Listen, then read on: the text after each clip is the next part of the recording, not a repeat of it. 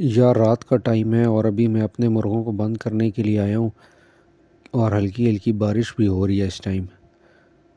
तो ये जी जोड़ा बैठा हुआ है, माशाल्लाह बिल्कुल फ्रेश है। शुक्र है अल्लाह का, ठंड नहीं मना रहा। और उसके बाद अमरवा पेड़, ये इसने सही काम किया है दोस्तों। ये पेटी में घुस के बैठा हुआ है, ये पेड़ ठीक बैठा है। और राजा राजा बिल्कुल फ्रंट पे बैठा हुआ है, लेकिन चले मैं अभी कवर करता हूँ तो ये भी सेट हो जाएगा।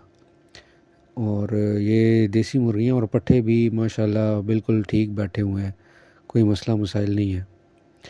और इस खुडे में नज़र मारता हूँ दोस्तों जी, हीरी मुर्गियाँ, ये छोटी वाली हीरी मुर्गी जूलियट जो है ना, ये सही जगह नहीं बैठी। चलें दोस्तों, मैं इसको अभी नीचे उतारता हूँ।